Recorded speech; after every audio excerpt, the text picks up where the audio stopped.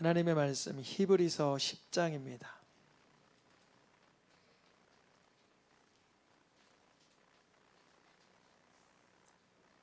1절에서 10장 38절에서 39절 두 절의 말씀 나누어서 읽겠습니다. 나의 의인은 믿음으로 말미암아 살리라. 또한 뒤로 물러가면 내 마음이 그를 기뻐하지 아니하리라 하셨느니라. 우리는 뒤로 물러가 멸망한 자가 아니요 오직 영혼을 구원함에 이르는 믿음을 가진 자니라. 아멘. 6월달 전체 말씀의 주제는 읽어보겠습니다. 재고 관리. 저 사진 보니까 아저씨 한 분이 공장 같은 창고에서 이렇게 그 바코드 스캐너 같은 걸 가지고 이게 물량 조사를 하고 있죠. 재고 관리란 말은 그 공장이나 사업장, 회사에서 사용되는 전문 용어이긴 하지만 우리의 영적인 생활에 표현하는데 적합하다 생각이 들어서 믿음의 재고 관리라는 표현을 사용했습니다. 우리 이런 거 있잖아요. 바쁜 성수기를 준비하기 위해서 미리 생산량을 확 올려서 부지런히 입고를 시킵니다.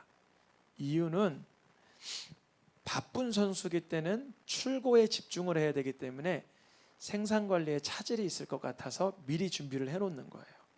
또 반대로 어떤 시기에는 재고가 너무 과하게 넘쳐서 이 공간이 마련 안 되고 업무에 여유가 안 생겨서 때로는 정리할 것도 필요하죠.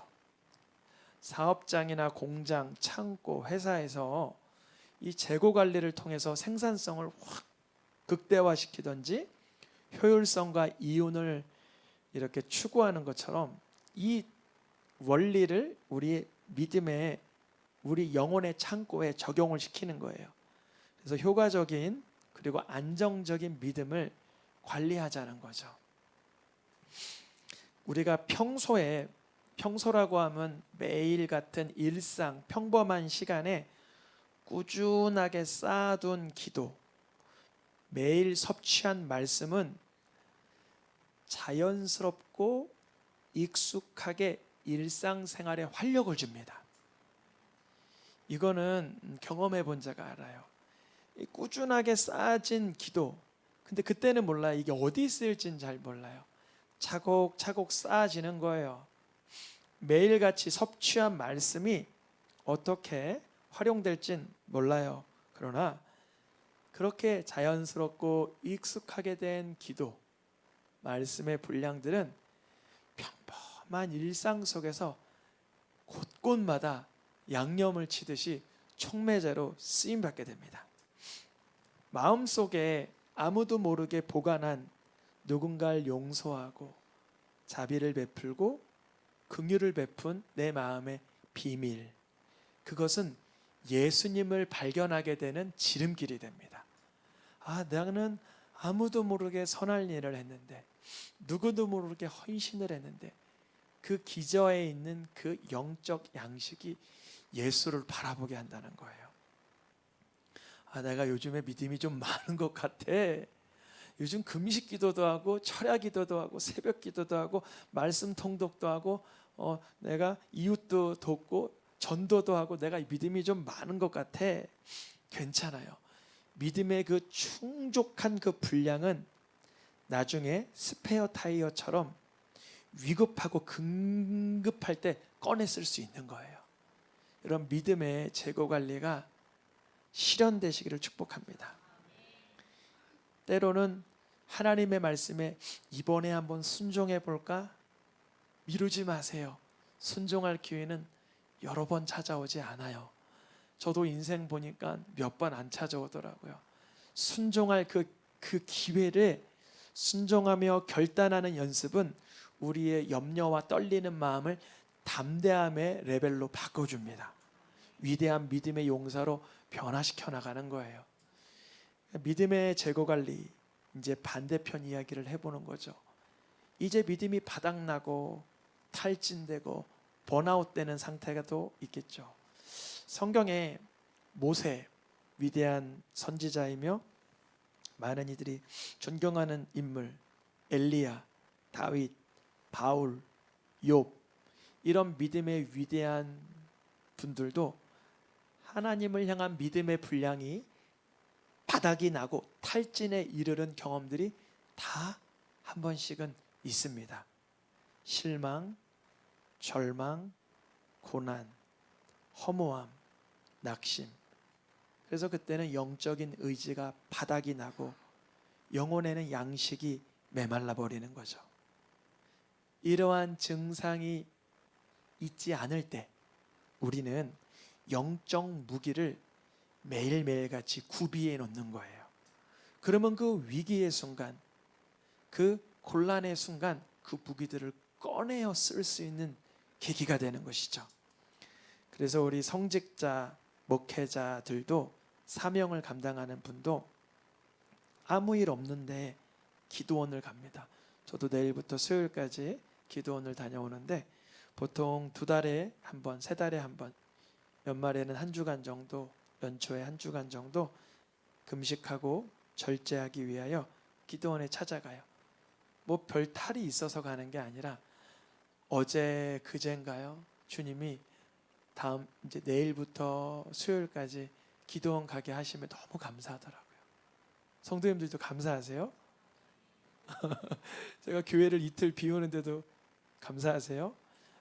가서 이렇게 영적인 충전을 미리 좀 받아놔야 돼요. 이게 저도 배터리 하시는 분 물어보니까 이게 제로 상태로 되면 복구하기가 힘들대요. 그래서 한 20-30% 있을 때 또 충전하고 또 충전하고 뭐 그러더라고요. 그래서 저도 탈진하기 전에 주님 앞에 나아가는 거죠. 주님 앞에 조아리고 무릎 꿇고 엎드리고. 생각만 해도 기쁜데요. 우리 성도님들도 주님 앞에 무릎 꿇고 조아리고 엎드리는 믿음의 재고관리가 되시길 축복합니다. 평범해요. 아무 일 없어요. 근데 노아는 뭐 하고 있어요? 방주를 만들어요. 툭탁툭탁툭탁툭탁. 그만 좀 해. 그만 만들어. 그렇게 큰 배 어디다 쓰려고. 아무런 가치가 없는 일을 왜 100년 동안 그러고 있어. 제가 그랬어요. 주일마다 교회 가니까 친구들이 재밌냐? 그랬어요. 그게 재밌어서 교회 가는 거야. 교회 가면 뭐가 좋아? 그래서 저도 그랬어요. 그때 잘 몰라서. 나도 짜증나. 나도 가기 싫어. 근데 우리 집안이 믿는 집안이야. 나도 어렸을 때부터 모태신앙이라고 그냥 가는 거야. 그냥 냅둬. 너가 내 상황 아니니까 모르면 그냥 관둬. 막 그랬었어요. 근데 그게 뭐예요? 믿음의 재고가 축적돼 가는 거예요. 어느 날 그게 우리의 삶을 아름다운 길로 복된 삶으로 인도하게 될 줄 어찌 알았겠습니까? 풍년의 때에 가뭄을 준비하는 거예요. 누가 그랬죠? 요셉이. 주의 말씀을 들으니 그의 꿈을 해몽하니 7년은 풍년이 오지만 흉년에 가뭄에 7년이 있다라는 거예요. 그럼 요새 들어 내가 말씀이 달콤하게 잘 들리면 바짝 말씀의 양식을 잔뜩 드시길 축복합니다. 안 들릴 때가 있어요. 말씀을 보는데도 아무것도 안 올라올 때가 있단 말이죠. 하나님께서 그런 사이클을 우리에게 주셔요. 기도가 잘 돼요? 그러면 그때 철야도 하시길 축복합니다. 우리 새생명교회 이게 주님이 희한한 역사를 주셔서 철야도 하면 좋겠어요. 철야는 몇 시간 하는 거죠? 밤을 그냥 꼬박 새는 거예요. 이게 교회 8, 9시 기도하기 시작해서 다음날 새벽 4, 5시까지 기도하다 새벽 기도하고 집에 가는 거예요. 그게 체력이 될까? 맞아요. 체력이 안 되기 때문에 보통은 못하고 기적이 일어나면 해요. 하나님이 일을 하시면 그렇게 되는 것이고 우리가 억지로 스케줄을 짜고 그런 어떠한 이벤트를 하려면 어려워요. 영적인 세계가 그런 거죠. 우리의 믿음의 재고관리가 충분하게 넉넉하게 되시기를 축복합니다. 성경에서 믿음이 있다, 믿음이 귀하다 처음 언급된 인물은 아브라함입니다. 아브라함이 하나님을 뭐하니? 믿으니 그가 그 믿는 그 하나, 그 믿는 태도를 의로 여기셨다는 거예요. 그래서 이 창세기 15장 6절은 하박국, 로마서, 갈라디아서, 히브리서 등등 이 동일한 말씀을 가지고 동일한 선포를 해요. 의인은 믿음으로 말미암아 산다. 그러니까 아브라함이 의인인 이유는 그가 거짓말을 안 해서 폭력을 범하지 않아서 그가 남보다 좀 예의를 갖춰서가 아니라 그가 주를 믿으니, 하나님을 신뢰하니. 여러분, 우리가 하나님을 신뢰하는 분량이 존재하기를 원합니다. 성경에서는 믿음의 작고 크고 적고 많음으로 얘기하지만, 예수님은 이따 본문을 볼 테지만 믿음이 얼만큼 있으면, 겨자씨는 뭐를 뜻하냐면 정말 작은 건데요, 믿음이 존재한다면 역사는 나타난다는 거예요. 아브라함이 여호와를 믿는 겨자씨가 있으니 그는 아내를 누이라 속이고 하나님 앞에 첩을 취하고 범죄하며 그리 살았지만, 하나님은 그를 이삭을 드리는 자리로 완성해 가시는 거예요. 하나님을 신뢰하면 주님이 우리의 성품과 가치관과 인생관과 내면과 사업장과 자녀들과 영혼과 미래와 내면을 바꾸실 줄 믿습니다. 다 바꾸세요. 사람은 토씨 하나도 할 능력이 없지만 주님이 하십니다. 아브라함이 실력자였습니까? 거짓말쟁이, 비겁자 그랬잖아요. 그러나 그가 하나님을 신뢰하니, 나 신뢰해? 너 참 귀하다. 이렇게 해주신 거예요. 성경에서 믿음이 가장 처음 언급된 이 아브라함의 이야기가 성경 전체의 이야기와 같아요. 우리는 오늘 믿음의 재고관리, 나는 하나님을 신뢰하는 믿음이 존재하는가 존재하지 않는가. 우리의 믿음이 차곡차곡 쌓여서 겨자씨만큼 되시길 축복합니다. 성경에서 많은 걸 요구하는 것이 아니라 믿음이 너 안에 존재하는지를 보라는 거죠. 신약 성경 히브리서에서 보면 아브라함이 믿음으로 언급된 건 구약에서 처음이지만 히브리서는 신약인데, 신약에서 바라볼 때 구약에 믿음의 대상들이 더 있었다는 거예요. 이건 아브라함으로만 시작된 게 아니라 아담의 아들 아벨도 그에게 뭐가 있었대요? 믿음. 노아도 뭐가 있었대요? 믿음. 아브라함도 하나님을 향한 뭐가 있었어요? 믿음. 그런데 히브리서에서 집중하는 건 또 한 가지가 더 있어요. 믿음이 있는 자는 하나님을 믿기 때문에 뭔가 액션이 나타난다는 거예요. 작지만, 때로는 크지만, 때로는 독특하고 때로는 신비한 일들이 일어나요. 믿음은, 예전에 우리 수요예배 때 기억나요? 믿음은 액션이다. 이런 주제로 여러 주간 수요예배를 이렇게 함께 드렸는데, 아벨은 믿음이 있으므로 하나님께 방주를 지었다? 아니죠. 그 시대에 필요한 건 방주가 아니었죠. 그는 어디에? 예배를 드림으로. 아브라함도 하나님 앞에 예배를 드림으로 믿음이 표현된 게 아니라 주의 말씀에 순종하여 나아감으로 고향의 땅을, 아비 집과 내 친족 집을 떠나 하나님을 예배하는 그 자리로 나아가는 순종으로.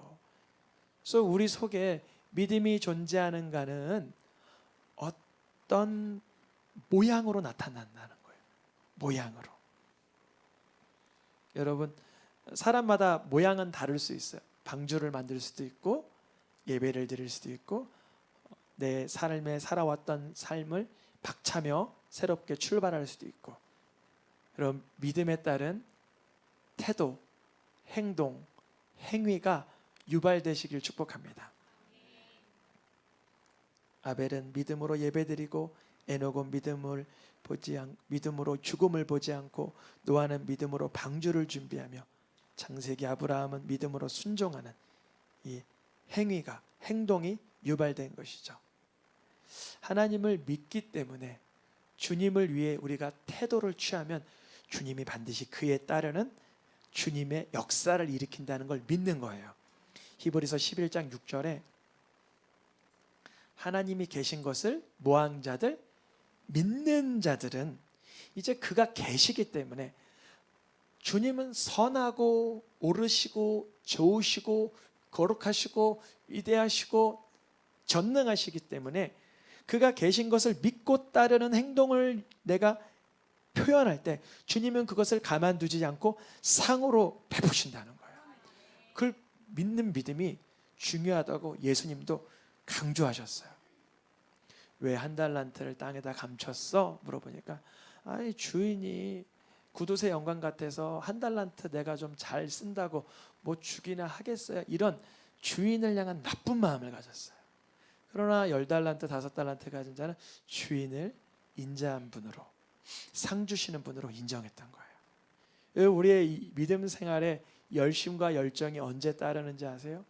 하나님을 믿는 믿음이 다시 한번 내 속에서 올라올 때, 그때 열정적인 힘 있는 믿음 생활이 일어나게 하시는 줄 믿습니다. 가짜 믿음은 뭐나? 믿음 있다는 말은 있지만 행위가 없으면 죽은 믿음이라고 성경에서 말해요. 예수님의 동생 야고보가 여러 번 얘기했습니다. 행함이 없는 믿음은 죽은 것이라. 행함이 없는 믿음은 헛된 것이라. 영혼이 없는 몸이 죽은 것 같이 행함이 없는 믿음 그 자체가 죽은 것이라. 우리가 하나님을 믿는다 하면 이제는 그에 상응하는 나를 향한 하나님의 계획을 발견하게 하시고 행위로, 행동으로, 삶으로 나타나길 축복합니다. 그 거기에 따르는 하나님의 역사와 축복이 임하게 되는 것입니다. 예수님은 그리스도이십니다. 예수님은 살아계신 하나님의 아들입니다. 라고 말하고 나서 변화산산의 사건이 끝나고 그 다음 장에 그 제자들, 예수님을 능력 있게 믿음으로 고백한 제자들에게 귀신 좀 쫓아달라니까 못 쫓는 거예요. 예수님이 그들에게 뭐라고 말씀하세요? 믿음이 없고 패역한 세대야. 그래요. 그러니까 사도들이 뭐라 그러냐면 저에게 그러면 믿음을 좀 더해 주세요. 그래요. 누가복음 17장 5절에 믿음이 없다고 책망받으니까 사도들이 뭐라 그래요? 믿음을, 예수님이 하시는 말이 정말 충격적이에요. 믿음을 플러스 시켜달라고? 너희들이 지금 믿음이 있다라고 생각해? 겨자씨만한 믿음만 있었다라면. 믿음의 분량에 대한 얘기를 하신 게 아니라 믿음의 유무를 얘기하시는 거예요. 과연 내가 하나님을 신뢰하는 믿음이 있는가? 그걸 보라는 거죠. 예수님께서 말이죠. 그러면 그 하나님을 믿는 믿음이 존재한다면 무엇을 했어야 될까요? 이들은 기도하다가 그런 귀신 떠나가는 역사가 없다면 금식까지도 했어야 되는 거예요.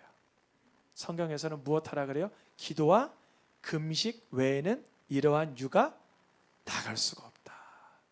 여러분, 하나님 앞에 믿음의 표, 기도의 자리를 영위하고 누리시길 축복합니다. 내가 기도의 자리에 서 있다는 것은 하나님을 신뢰하며 기대한다는 거예요. 성경에서는 믿음에 대한 평가를 자주 하죠. 믿음이 작은 자야, 믿음이 적은 자야, 믿음이 없는 자야, 믿음이 없고 완악한 자야. 또 반대로 칭찬한 적도 있어요. 이만한 믿음을 보지 못했다. 여자야, 내 믿음이 크도다. 딸아, 내 믿음이 너를 구원하였다. 가라, 내 믿음이 너를 구원하였다. 너희 믿음이 어디 있느냐라고 물어보셨습니다. 우리가 믿음의 재고 관리를 하기 위하여서 우리의 삶 속에 내가 하나님을 신뢰하고 의지하는 믿음의 영역이 삶의 태도와 행동으로 어떻게 유발되고 있는지 나를 직면할 수 있기를 축복합니다. 예수님은 하나님 나라 가실 때 이런 얘기를 하셨어요. 인자가 세상에서 다시 올 때 믿음이 있는 자를 찾아볼 수 있겠느냐, 이걸 물어보셨어요. 인자, 예수님이죠. 예수님이 올 때에 세상에서 믿음이 있는 자를 찾아볼 수 있겠느냐. 우리 새생명교회 예수님이 찾아오시면 믿음 있는 사람을 많이 찾을 수 있기를 축복합니다. 하나님을 믿는다는 말과 실제로 존재하는 믿음으로 인해서 유발되는 행동, 열매가 있는 자들을 볼 수 있겠느냐 물어보시는 거예요. 우리의 떨어진 믿음, 때로는 부재한 믿음의 존재를 다시 온전케 하시는 분은 우리 주 예수님입니다. 오늘의 마지막 말씀 히브리서입니다. 같이 읽어보겠습니다. 믿음의 주요 또 온전하게 하시는 이인 예수를 바라보자. 예수 바라보면 왜 우리의 없었던 믿음도 생기는가? 그 뒷부분이 답이에요. 예수님은 어떤 믿음을 가졌냐면 기뻐하시는 믿음인데 십자가에서 기뻐하시는, 분명히 십자가는 처참한 형벌이고 비참한 장소이고 치욕스러운 뻘거벗김 당하는 장소인데 거기서 뭘 보셨냐면 영혼을 구원하는 기쁨, 우리의 죄를 대속하는 기쁨을 주님은 내다보신 거예요. 그게 바로 믿음이라는 거예요. 믿음은 실로 희한해요. 현실에 당면한 형편을 보는 게 아니라 이를 통하여 하나님 하실 것을 신뢰해 드리는 거예요. 아브라함 입장을 다시 대보죠. 자기의 고향을 떠나올 때, 아비집을 떠나올 때 그는 많은 읽어놓았던 기초되었던 것들을 내어놓고 새로운 미지의 세계, 알지 못하는 곳으로 나아갈 때 너무나 불안하고 염려되고 근심될 수 있으나 누굴 믿었다? 하나님의 말씀을 믿었기 때문에 말씀 따라간 거예요. 그는 거기서 어떤 일이 일어날지, 어떤 흉년이 일어날지, 자기에게 자식이 25년이나 지나야 생길지 그런 걸 몰라요. 그러나 그는 말씀을 붙들고 하나님의 신실하심을 의지함으로 나아가는 것이죠. 그 모습, 그러한 모습 우리에게 예수를 바라볼 때, 예수님은 나를 살리기 위해서 십자가를 관통하셨으니 나도 그러한 하나님의 역사를 믿어보자, 순종하자, 예수를 바라보자. 그러면 예수님이 우리의 믿음을 어떻게 하냐면 온전하게 하시는 거예요. 믿음의 주요는 우리의 믿음의 대장이 되시고 우리의 믿음의 작곡가, 우리의 믿음의 연출가가 되시고 우리의 믿음의 대장장이가 되시고 우리의 믿음을 갖고 나가시는 예수를 바라보자. 예수를 바라볼 때 현실은 암담하고 괴롭고 쓰라릴 수 있으나 그건 넘어 하나님의 일하실 것이 내어 보이는 거예요. 주님이 일하시는 6월 믿음의 재고관리가 충분히 되어서 위경의 때를 넉넉히 이길 수 있는 우리 모든 성도님들 되시길 축복합니다. 시간 찬양하며 기도하겠습니다.